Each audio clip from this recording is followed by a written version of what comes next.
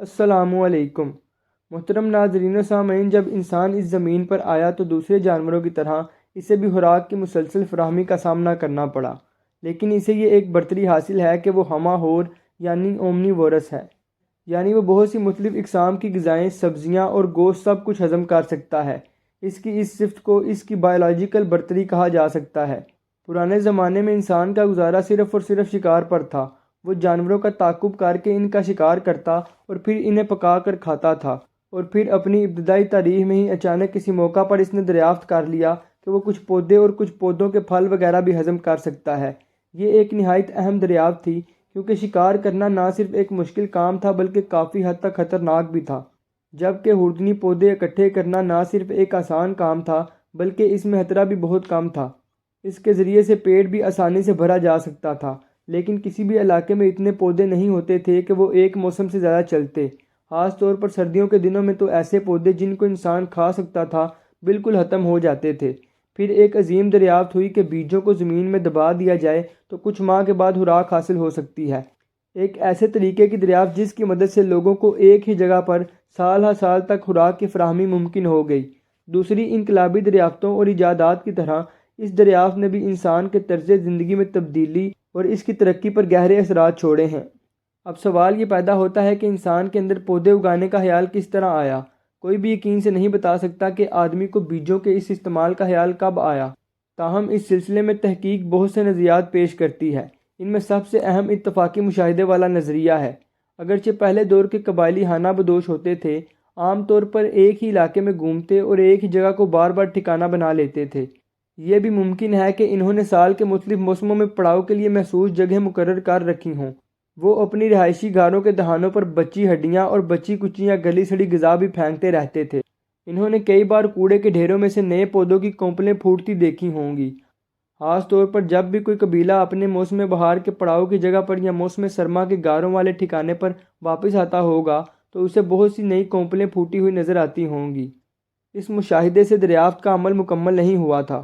یہ معلوم کرنا تھا کہ یہ پودے کوڑے کے ان ڈھیروں میں کیوں اگتے ہیں۔ اس طویل مشاہدے سے پتہ چلا ہوگا کہ یہ پودے ان جڑوں اور بیجوں سے پھوٹے تھے جو اس نے بیکار سمجھ کر پھینک دیے تھے۔ انہوں نے یہ بھی مشاہدہ کیا ہوگا کہ نئے پھولدار پودے ہمیشہ اسی جگہ پھوٹتے ہیں جہاں یہ پہلے تھے، اور جب انہوں نے پودے کو ذرا سا کھودا ہوگا تو انہیں معلوم ہو گیا ہوگا کہ ان کے نیچے ایک چھوٹا سا بیج ہے جس سے یہ سارا پودا پھوٹ کر باہر نکلتا ہے۔ اگلا مرحلہ یہ تھا کہ اس دریافت سے کام لے کر پودے اگائے جائیں۔ خوراک کے لیے پودوں کو اگانے اور کسی بھی قسم کے زراعتی نظام کے وجود میں آنے میں ابھی کئی ہزار سال لگنے تھے۔ لوگوں کو معلوم کرنا تھا کہ بیج کیوں ذخیرہ کیے جائیں، کون سے پودے اگانے کے لیے موزوں ہیں، اور زمین کی تیاری کیسے کی جائے۔ محترم ناظرین و سامعین، اب ہم آپ کو بتائیں گے کہ سب سے پہلے باقاعدہ کاشتکاری کہاں شروع ہوئی۔ تحقیقات کے مطابق باقاعدہ کاشتکاری کا آغاز سب سے پہلے مشرق وسطیٰ کے علاقے کردستان کے پہاڑی سلسلے زیگرس ماؤنٹین میں ہوا۔ ماہرین آثار قدیمیہ کو اس علاقے میں بالکل ابتدائی قسم کے زرعی اوزار اور گندم کے سوکھے دانے اور دوسرے بیج ملے ہیں۔ اب ہم بات کرتے ہیں کہ لوگوں نے سب سے پہلے کون کون سی فصلیں کاشت کیں۔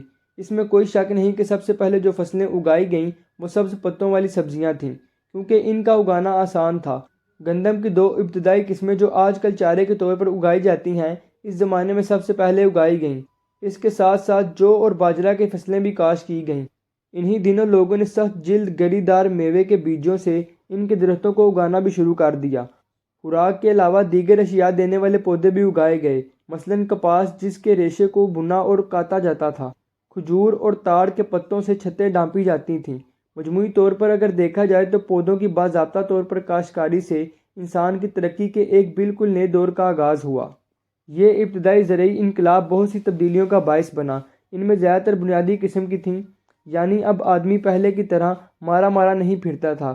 اس نے جانوروں کی طرح آج یہاں کل وہاں ٹھکانہ بنانے کا پرخطر طریقہ بھی چھوڑ دیا تھا اور اپنے رہنے سہنے کے لیے مکانات بنانا شروع کر دیے تھے۔ ان لوگوں نے کئی نسلوں تک ایک ہی جگہ پر رہنا شروع کر دیا تھا۔ انہوں نے محلے، بستیاں اور شہر آباد کرنا شروع کر دیے۔ اس کے ساتھ ہی بازار اور منڈیاں کھلتی چلی گئیں۔ اس طرح سے تجارت اور سوداگری کے پیشوں کا آغاز ہوا۔ انہی منڈیوں میں وہ دستکاری اور کاریگری کے نمونے بھی لا کر رکھتے تھے۔ یہ زندگی گزارنے کا ایسا طریقہ تھا جس میں انہیں اپنے جیسے لوگوں کے ساتھ مل کر چلنا پڑتا تھا، جس کے وہ عادی نہیں تھے۔ آبادی میں اضافے کی وجہ سے خوراک کی زیادہ فراہمی کے لیے کھیتوں کے سائز میں اضافہ کیا گیا اور زیادہ زمین پر ہل چلا کر کاشتکاری کی جانے لگی۔ نتیجہ یہ نکلا کہ ایک شہر کے زیر کاشت رقبے کی حدود دوسرے نزدیکی شہروں کی حدود سے ٹکرانے لگیں۔ زیر کاشت رقبہ بڑھانے کی اس جدوجہد کے نتیجے میں جنگیں ہونے لگیں۔ ان جنگوں نے بڑی بڑی بادشاہتوں کو قائم کیا۔ قدیم دور کی یہ ریاستیں ہزاروں مربع میل رقبوں پر مشتمل تھیں۔ ہماری آج کی انتہائی ترقی یافتہ تہذیب کا آغاز دراصل زراعت کی دریافت کے ساتھ ہی ہو گیا تھا۔